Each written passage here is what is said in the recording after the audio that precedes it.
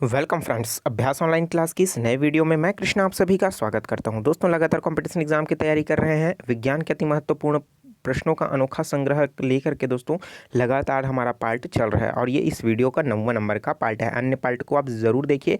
दोस्तों, मैं वो क्वेश्चन उठाता हूँ जहाँ दोस्तों अधिक से अधिक क्वेश्चन पूछे जाते हैं और उसकी संभावना दोस्तों न्यूमेरिकल तरीके का क्वेश्चन भी होता है, उसको भी मैं समझाने की कोशिश करता हूँ क्योंकि कॉम्पिटिशन एग्जाम में इस तरीके का प्रश्न पूछे जाने लगा है। तो चलिए स्टार्ट करते हैं दोस्तों हमारा आज का ये पहला सवाल। तो दोस्तों ये पहला है प्रश्न आपके लिए। दोस्तों, प्रथम भारतीय उपग्रह का नाम क्या है? आपको पता ही होगा, आर्यभट्ट है। तो उसको वो दोस्तों कब छोड़ा गया है? तो भारतीय जो उपग्रह है आर्यभट्ट कब छोड़ा गया है? ऑप्शन है 10 जुलाई 1992, 19 अप्रैल 1975, 1 नवंबर 1966, 2 दिसंबर 1975। तो राइट आंसर क्या है दोस्तों? 19 अप्रैल 1975 को आर्यभट्ट को अंतरिक्ष में छोड़ा गया था। दोस्तों आप देख रहे हो ये इस पे जो है आपका उपग्रह, ये कृत्रिम उपग्रह, पहला ही कृत्रिम उपग्रह है जिसके दोस्तों भारत जो है छोड़ा है।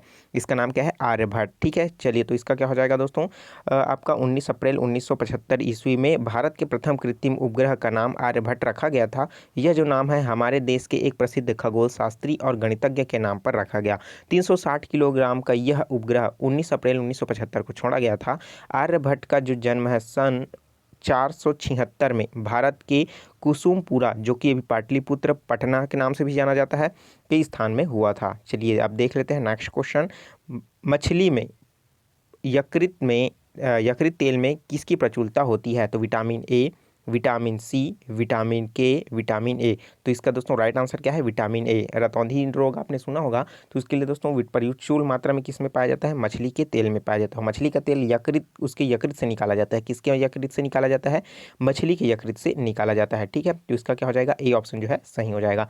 अधिकांश मछली के तेलों के साथ इसमें जो है दोस्तों ओमेगा 3 फैटी एसिड, इकोसाइपोपेटोनाइक एसिड जिसे EPA के नाम से जाना जाता है, और डोकोसाइकोनोजोनाइक एसिड है जिसे DHA नाम से जाना जाता है, ये पाया जाता है। दोस्तों, कार्ड लीवर ऑयल में विटामिन ए और विटामिन डी प्रचुर मात्रा में उपस्थित होता है। कौन सा? Cod liver oil. ठीक है, मतलब ये मछली का तेल। ठीक है, तो इसका क्या हो जाएगा दोस्तों? विटामिन ए राइट आंसर हो जाएगा। चलिए देख लेते हैं अगला प्रश्न। यदि किसी ऐनक में लेंसों की जो शक्ति है वो +2 डायोप्टर है, ठीक है, तो उसकी फोकस दूरी कितनी होगी? ठीक है दोस्तों, अपने बहुत सारे चश्मे जो लगाते हैं वो एक तो क्या होता है, प्लस में होता है, एक तो माइनस में होता है ना। तो दोस्तों जिसका क्या है +2 डायोप्टर हो गया, उसका जो है फोकस दूरी कितना होगा? ऐनक मतलब दोस्तों चश्मा। ठीक है, तो दोस्तों उसमें क्या हो जाएगा? ऑप्शन है 200 सेंटीमीटर, 100 सेंटीमीटर, 2 सेंटीमीटर या 50 सेंटीमीटर। तो राइट आंसर क्या हो जाएगा? 50 सेंटीमीटर। कैसे आएगा दोस्तों? ये जो हो जाएगा 100/2। ठीक है, तो क्या हो जाएगा? यहाँ पास P है पावर अपॉन ये फोकस दूरी। ठीक है, तो यहाँ पास क्या हो जाएगा? इसका जो है दोस्तों ये P जो है उसका मान है डायोप्टर का, और फोकस क्या हो जाएगा हमको निकालना है, तो क्या हो जाएगा 1/f करेंगे तो ये निकल जाएगा। ठीक है, तो आप आसानी से इसको निकाल सकते हो। तो 50 सेंटीमीटर क्या हो जाएगा? इसका राइट आंसर हो जाएगा 1/f के फार्मूला से। ठीक है, डायोप्टर इक्वल टू क्या होता है? 1/फोकस दूरी। तो फार्मूला भी याद रख लिए, फार्मूला भी पूछ लेता है। अगला प्रश्न देख लेते हैं। ठंड के दिनों में को लोहे के टुकड़े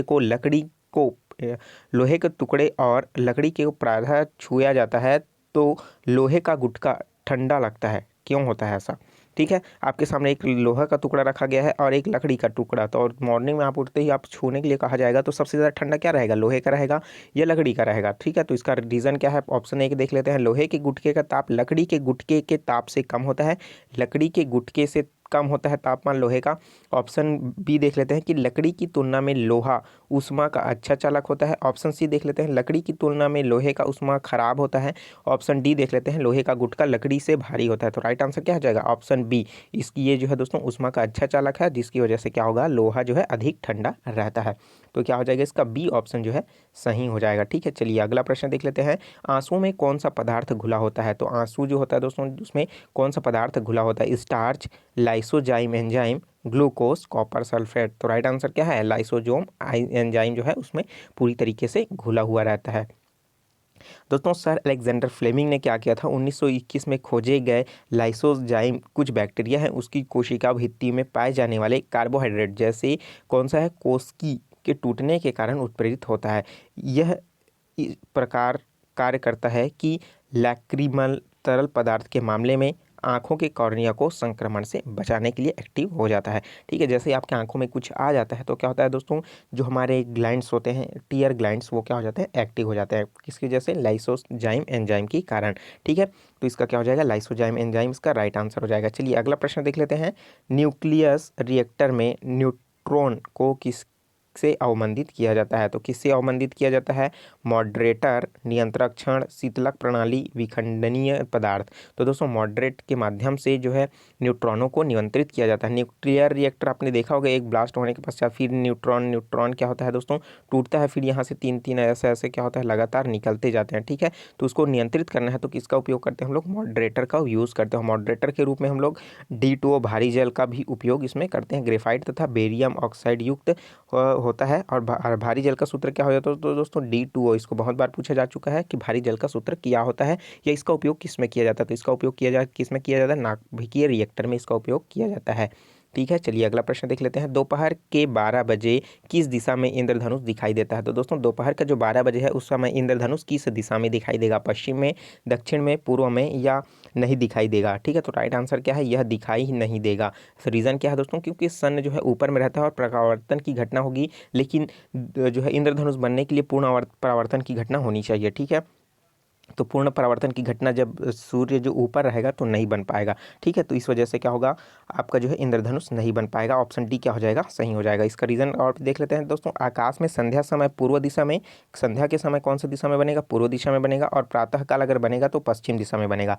ठीक है, मतलब जिस समय पूर्व सूर्य उगता है उधर ही बनेगा। ठीक है, और जिस तरफ सूर्य डूबता है उधर भी क्या बनेगा? आपको सूर्य जो है इंद्रधनुष दिखाई देगा। ठीक है, वर्षा के पश्चात लाल, नारंगी, पीला, हरा, आसमानी, नीला तथा बैंगनी वर्णों का एक विशाल वृत्ताकार का एक वक्र कभी कभी आपको देखने को मिल जाता है। यही क्या कहलाता है? इंद्रधनुष। और इंद्रधनुष के कितने प्रकार हैं दोस्तों? दो प्रकार हैं। पहला है आपका प्राथमिक इंद्रधनुष और दूसरा क्या हो जाएगा आपका? द्वितीयक इंद्रधनुष। ठीक है, तो आप इसको भी याद रखिए, इसको मैं बहुत बार बता चुका हूँ। चलिए अगला प्रश्न देख लेते हैं। बिजली की खपत किससे मापन पर आधारित है? तो दोस्तों बिजली का जो खपत होता है वो हम लोग किससे मापते हैं? वाट से, वोल्टेज से, ओम से, एम्पियर से। ठीक है, ये दिया हुआ है तो हमारा क्या हो जाएगा? ऑप्शन दिया हुआ है। ऑप्शन ए है हमारा केवल ए, ऑप्शन बी दिया है 1 और 2 दोनों, ऑप्शन सी 2 और 3 दोनों, है ना, और ऑप्शन डी क्या है? 1 और 4। तो दोस्तों इसी तरीके का कूट वाला प्रश्न है दोस्तों, स्टेट लेवल के PSC एग्जाम में पूछा जाता है। ठीक है, तो हमारा राइट आंसर क्या हो जाएगा? केवल 1। ठीक है, वाट से क्या किया जाता है? बिजली की खपत को मापा जाता है। वोल्टेज से क्या हो? सिर्फ वोल्टेज को नापा जाता है। ओम से आपका प्रतिरोध को मापा जाता है। एम्पियर से धारा को मापा जाता है। ठीक है, तो ये समझ आ गया होगा आपको। ठीक है, चलिए अगला प्रश्न देख लेते हैं। जर्मन सिल्वर में निम्नलिखित है। तो दोस्तों जर्मन जो सिल्वर होता है हमारे पास, आपने देखा उपकरण आपको देखने को मिल रहा है, तो ये दोस्तों इसमें क्या क्या होता है? तो कॉपर जिंक होता है, कॉपर आयरन जिंक होता है, कॉपर जिंक निकिल होता है, या कोई नहीं? तो राइट आंसर क्या है? कॉपर जिंक निकिल से मिलकर के ही क्या होता है दोस्तों?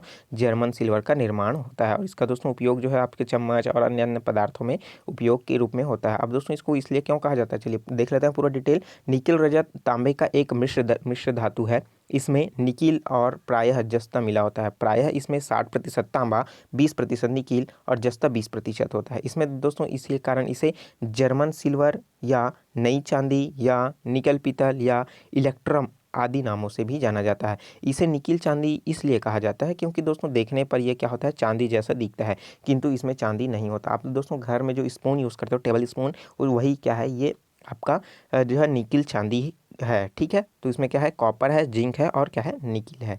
ठीक है, चलिए अगला प्रश्न देख लेते हैं। पास्कल किसका मात्रक है? तो पास्कल का मात्रक क्या है? ऊर्जा का मात्रक है, दाब का मात्रक है, गति का मात्रक है, या ऊष्मा का मात्रक है? राइट आंसर क्या है? दाब का मात्रक है क्या? पास्कल।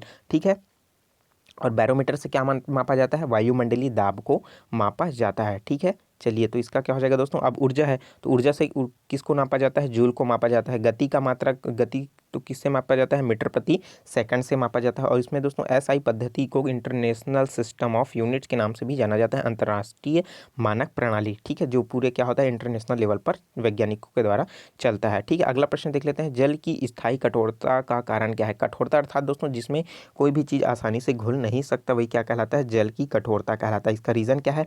ऑप्शन ए है कैल्शियम कार्बोनेट, ऑप्शन बी बोल रहा है कैल्शियम मैग्नीशियम के क्लोराइड और सल्फेट, ऑप्शन सी बोल रहा है कि कैल्शियम तथा पोटेशियम के क्लोराइड और सल्फेट, ऑप्शन डी है इनमें से कोई नहीं। तो दोस्तों सबसे पहला ऑप्शन क्या है, कैल्शियम तथा मैग्नीशियम के क्लोराइड जो होते हैं और सल्फेट, यही क्या होता है इसकी स्थायी कठोरता का रीज़न होता है। जिसके में क्या होता है दोस्तों, जब आप साबुन को धोते हो तो उसमें क्या होता है, जब झाग नहीं दे पाता साबुन तो मतलब वो जल क्या है, कठोर होता है। ठीक है, जिसमें जल में जो है साबुन अच्छे तरीके से झाग देता है वो क्या होता है, मृदु जल कहलाता है। ठीक है, तो इसका और देख लेते हैं थोड़ा सा डिटेल कि स्थायी कठोरता वह जल जिसे उबालने पर भी कठोरता दूर नहीं होता उसे स्थायी कठोरता कहा जाता है। ठीक है, जल की स्थायी कठोरता उसमें उपस्थित कैल्शियम, मैग्नीशियम के सल्फेट, क्लोराइड, नाइट्रेट आदि के घुले हुए लवणों के कारण होता है। ठीक है, इसकी मात्रा क्या होती है, ज़रूरत से ज़्यादा होती है, इस वजह से क्या हो जाता है, ये कठोर हो जाता है। चलिए अगला प्रश्न देख लेते हैं।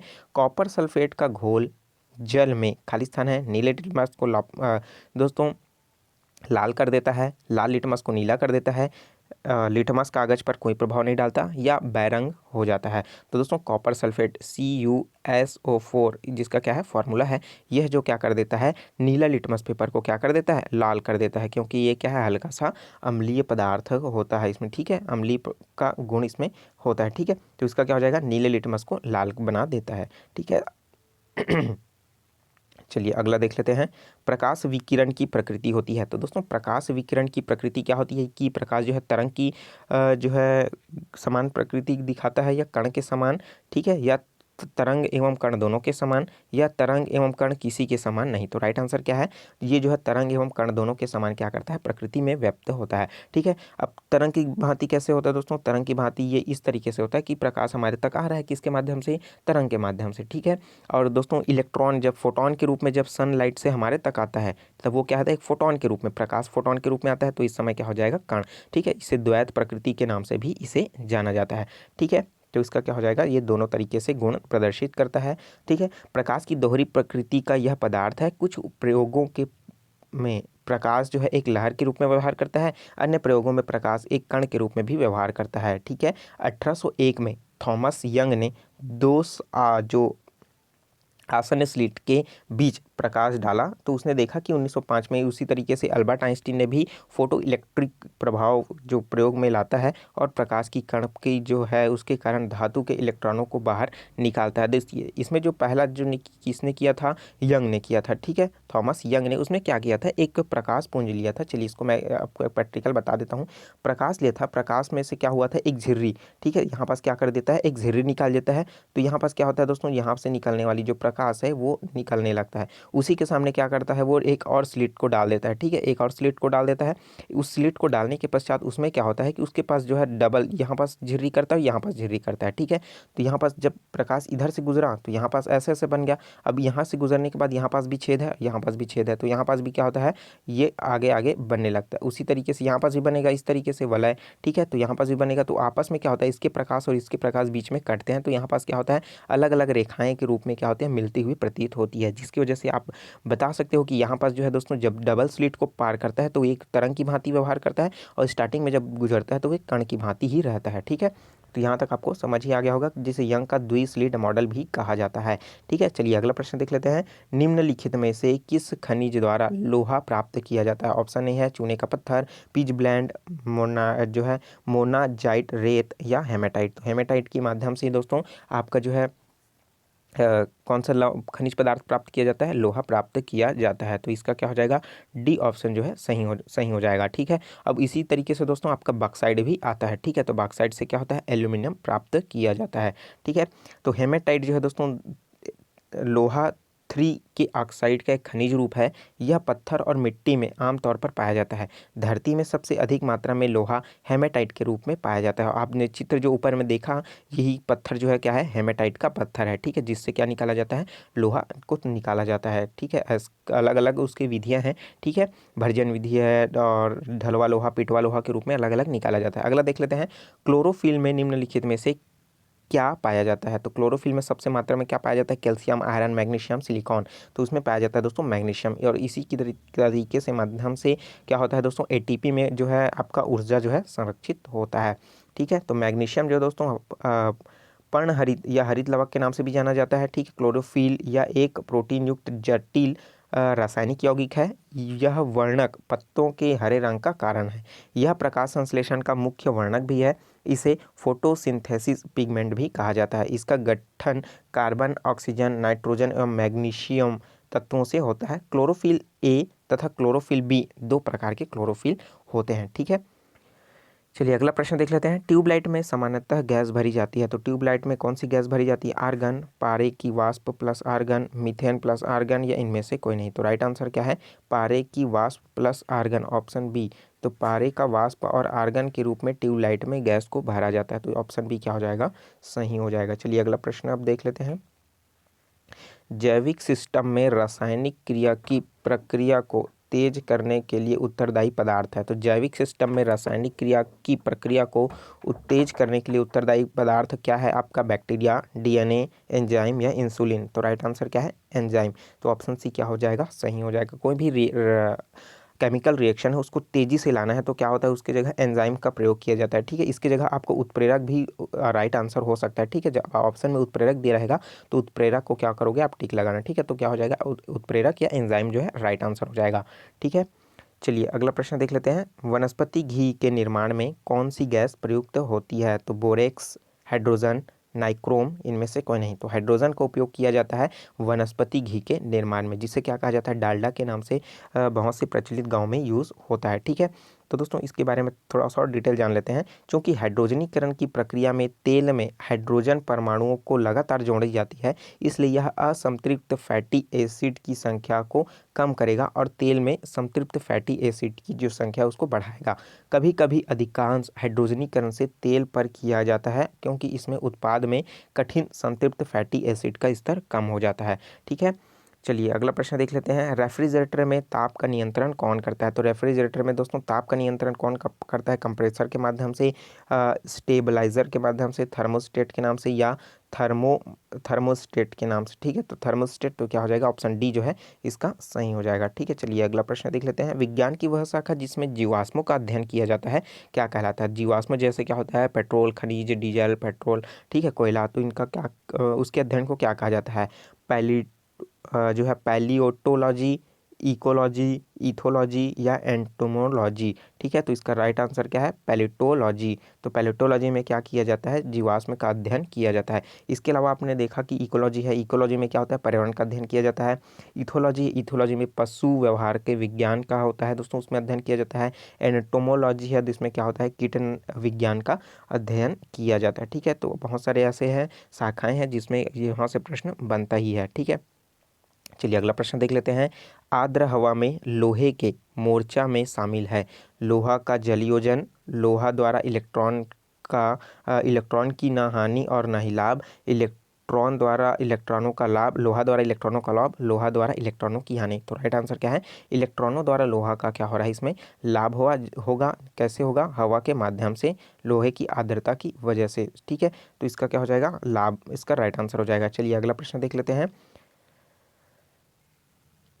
मच्छर भगाने वाली दवाओं में सक्रिय रसायन है, तो मच्छर भगाने वाली दवाओं में जो सक्रिय रसायन क्या है? एंथ्रीन, स्ट्रोपिन, 2-आइसो प्रोपॉक्सीफिनाइल या बेंजीन हेक्साक्लोराइड। तो इसका राइट आंसर क्या हो जाएगा दोस्तों? आपका एल्थ्रीन जो है राइट आंसर हो जाएगा। ठीक है, चलिए अगला प्रश्न देख लेते हैं। 100 वाट का बिजली का बल्ब यदि 100 घंटे जले तो बिजली का खर्च कितना हो जाएगा? ठीक है, तो इसका राइट आंसर हो जाएगा दोस्तों, अब इसका राइट आंसर हो जाएगा 1 यूनिट। तो उसका जलेगा कितना? 1 यूनिट। तो आपका इसको निकालने का, यूनिट निकालने का एक फार्मूला होता है जिसमें क्या होता है? वाट वाले जितने भी वाट जलता है उसको मल्टीप्लाई बाई कितना करोगे आप? घंटे, मतलब कोई भी उपकरण जो है कितना घंटा चल रहा है वही वाला उपकरण। ठीक है, जिस उपकरण को आपने लगाया है, चाहे एक बल्ब है, एक हीटर है या एक फ्रिज है, ठीक है, उसको क्या करोगे आप? उतना ही घंटे, जितना घंटा वो जल रहा है उससे गुणा करोगे, अपॉन क्या करोगे? 1000 से आप उसको भाग दोगे। ठीक है, कितने से भाग दोगे? 1000 से भाग दोगे, तो हमारा आंसर क्या आ जाएगा? आंसर आ जाएगा। तो यहाँ पास देखिए 100 वाट का क्या है? बिजली का बल्ब जला, कितने आवर जला दोस्तों? 10 घंटे चला, तो 10 घंटे का क्या हो जाएगा? 10 आवर अपॉन क्या करेंगे? 1000। तो 1000 में क्या करेंगे? 0 से 0 कट गया, ये 0 2 0 कट गया, ये 0 2 कट गया, तो बचा क्या? एक ही बचा, और ये क्या है? 1 इकाई हो जाएगा। ठीक है, तो 1 इकाई क्या हो जाएगा, राइट आंसर हो जाएगा। ठीक है, ये तो 1 इकाई हो गया। अब उसी तरीके से आप 10 जो है दोस्तों बल्ब जला रहे हो, तो इसमें क्या करोगे, 10 मल्टीप्लाई कर देना। ठीक है, क्योंकि एक घर में अगर आप जला रहे हो 100 वाट का, तो ये यहाँ पास क्या हो जाएगा, 10 हो जाएगा। ठीक है, तो बचा 10, तो ऊपर में क्या हो जाएगा, एक 10 आ जाएगा, तो ये क्या हो जाएगा, 10 यूनिट। तो आपको क्वेश्चन के अकॉर्डिंग क्या करना है, इसको बदल सकते हो, फॉर्मूला यही रहेगा। ठीक है, तो इसका राइट आंसर क्या हो जाएगा, 1 यूनिट इसका राइट आंसर हो जाएगा। ठीक है, चलिए अगला प्रश्न देख लेते हैं। इनसेट 2A कब छोड़ा गया था? तो इनसेट 2A कब छोड़ा गया था दोस्तों, 4 फरवरी 1975, 8 मई 1974, 10 जुलाई 1992, 19 अप्रैल 1975। तो राइट आंसर क्या है, 10 जुलाई 1992 ईस्वी में। चलिए अगला प्रश्न देख लेते हैं। मोटर कारों में हाइड्रोलिक ब्रेक का कौन सा नियम लागू होता है? तो मोटर कारों में हाइड्रोलिक ब्रेक का उपयोग हो जाता है दोस्तों, उसमें कौन सा नियम लागू होता है? उष्मा का नियम, गति का नियम, पास्कल का नियम, आवेश का नियम। तो राइट आंसर क्या है, पास्कल का नियम, जिसमें क्या होता है, ये दबाव में काम करता है। ठीक है, पास्कल का नियम। अब इसमें क्या होता है कि द्रव के किसी स्थान पर लगाया गया दाब बिना काम हुए समान रूप से चारों ओर संचरित हो जाता है, और साथ ही साथ द्रव चलित ब्रेक या हाइड्रोलिक ब्रेक, जिसमें बल का संचरण किसी द्रव के माध्यम से होता है। और साथ ही साथ दोस्तों जो हाइड्रोलिक होता है, उसके द्रव के रूप में एथिलीन ग्लाइकॉल का उपयोग किया जाता है। इसी का ही उपयोग किया जाता है, किसमें, एथिलीन ग्लाइकॉल का। ठीक है, तो क्या हो जाएगा, पास्कल का नियम क्या हो जाएगा आपका, ये राइट आंसर हो जाएगा। ठीक है, अब देख लेते हैं कल का सवाल जो मैंने पूछा था पिछले वीडियो में। ठीक है, अत्यधिक वर्षा का कारण भूमध्य सागरीय क्षेत्र पहचाना जाता है किसके कारण, शीतकालीन के कारण, बसंत ऋतु में, पतझड़ में, या ग्रीष्म काल में। तो राइट आंसर क्या है दोस्तों इसका, शीतकाल में। तो बहुत सारे स्टूडेंट ने इसका सही सही जवाब दिया, उनको बहुत बहुत बधाई। अब आज का प्रश्न है आपके लिए, आपका आज का प्रश्न है, जीव और निर्जीव के बीच की कड़ी है। तो जीव और निर्जीव के बीच की कड़ी कौन सा है, प्रोटोजोआ, बैक्टीरिया, वायरस, या इनमें से कोई नहीं। तो दोस्तों राइट आंसर को कमेंट करके ज़रूर बताइए, और आंसर को पूरा ज़रूर लिखिएगा। ठीक है, और दोस्तों वीडियो अच्छा लगा हो तो ज़रूर लाइक कर दीजिए, और साथ ही साथ इस वीडियो को शेयर करें सभी व्हाट्सएप ग्रुप में, फेसबुक में, इंस्टाग्राम में, टेलीग्राम में, ज़्यादा से ज़्यादा शेयर करें, ताकि सभी वीडियो का माध्यम से दोस्तों उन सभी कैंडिडेट को ये वीडियो का फ़ायदा मिल सके। और इसी तरीके का डेली क्लास पाने के लिए चैनल को सब्सक्राइब नहीं किया, जरूर सब्सक्राइब करें। नोटिफिकेशन बेल आता है उसको भी ज़रूर ऑन कर लें, ताकि मेरे द्वारा अपलोड किया गया वीडियो आप लगातार वॉच करते रहोगे बिना किसी रुकावट के। मैंने डिस्क्रिप्शन में दोस्तों बहुत सारे और भी जो लिंक है उनको दे रखा है, आप ज़रूर चेकआउट कर लीजिए। तो मिलते हैं नए वीडियो में नए जानकारी के साथ, तो मुझे दीजिए इजाज़त। Take care, all the best, जय हिंद।